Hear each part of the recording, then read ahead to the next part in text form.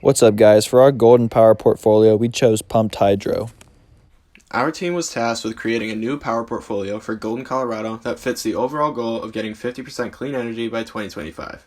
To do so, we have reduced coal energy production from 40 megawatts to 15 megawatts, now only accounting for around 20% of total power generation in Golden. We also plan the implementation of a natural gas plant with installed capacity of around 21.5 megawatts, and the implementation of a waste-to-energy plant with installed capacity of 14.3 megawatts. Both of these combining for around 50% of the power in Golden, helping offset the reduction in coal power generation. Lastly are the full green renewables, wind and solar, equating for 30% of power generation, with solar being 8.7 megawatts and wind being 26.1 megawatts. From the capital costs, operating and maintenance costs, fuel costs, and cost-based incentive, we have estimated the LCOE to be around 11.8 cents per kilowatt hour residential and 6.5 cents per kilowatt hour commercial, only slightly higher than what they are currently. Why change the energy portfolio in Golden? Global warming is pushing the entire world towards renewable energy resources. A multitude of countries have submitted plans in order to reduce fossil fuel use and mitigate world temperature increases. Locally, in 2019, Colorado proposed a plan to be 100% renewable by the year 2040. Xcel, the state's largest utility provider, achieved 28% renewables as of 2018 and plans to be 53% renewables by 2026. Golden, however, receives 90% of its energy from coal and only 10% from renewables. This indicates the city is falling behind and needs a new portfolio to catch up. Part of our overall solution is the addition of a WTE plant. A WTE plant, or waste-to-energy plant, is very important for our overall solution. A waste-to-energy plant takes waste from landfills and burns it to create steam, which is then used to turn the turbine and create electricity. The steam can also be used for basic water heating, further helping offset the energy load from other sources. The excess gas from the boiler, called flue gas, is then treated with different filters to get rid of fly ash and reduce greenhouse gas emissions. WTE plants also reduce the volume of trash by 90%, reducing the need for landfills and methane gas they release. For Golden specifically, a WTE plant would be very helpful as it would get rid of the need for a landfill, allowing the landfill to be filled in and used for space to put solar panels and other renewable energy sources. So why is pumped hydroelectricity important? Pumped hydroelectricity allows for energy to be dispatched based on demand. When coordinated with renewables such as solar or wind, which have large fluctuations in energy production throughout the day based on environmental factors, pumped hydroelectricity provides an opportunity to mitigate losses due to those fluctuations in energy production. This helps maximize energy distribution in times of high and low demand and converts what would normally be energy losses into usable energy. Our proposed plan has two main arbitrage strategies. First, pumped hydroelectric. Pumped hydroelectric takes advantage of energy that is produced by fluctuating sources like solar and wind outside of peak times of energy demand, and storing it so that it can later be sold back at those peak times at a higher value. Secondly, waste to energy takes advantage of something that people actively try to get rid of, trash, and repurposes it into something that is always in high demand, power. By taking advantage of lower market costs in one location and higher market costs in another, we can reduce the overall cost of energy to Golden residents.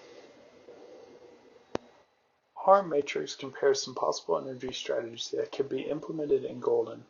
The options we decided to look at were no mass storage at all, large over 15 gigawatt per hour pumped hydro, and small under 15 gigawatt per hour pumped hydro. And lastly, waste to energy. The technology for any of these concepts could be implemented today. Waste to energy is relatively new and not perfected, thus is not as practical as the other energy solutions. For economics, it would cost nothing to initially install no form of mass storage.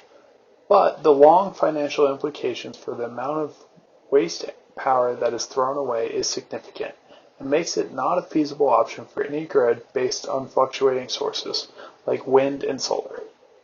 Both pumped hydro projects have a mild cost associated with them, as dams would need to be built and pipelines cut through the hard granite of the Rocky Mountains. But the cost of building, improving, and running a waste-to-energy plant would be significantly more expensive. The environmental and social political aspects of the project run into the same problem. If we look at maps from the Australian Renewable Energy Agency, we can see that small pumped hydro projects have a lot of options that would have limited impact on the mountain environment in towns. On the other hand, the main site for the large-scale pumped hydro plant would involve flooding the beloved Golden Canyon State Park and associated town, and in the current political environment, this probably would never happen. So this leads us to small pumped hydro and waste energy as being some of the most practical energy solutions for Golden. The economics of pumped hydroelectricity are like that of most renewable energy solutions, a larger upfront cost, which begins to pay off in the long run. An example of this includes Cabin Creek, which is less than 40 miles west of Golden, Colorado.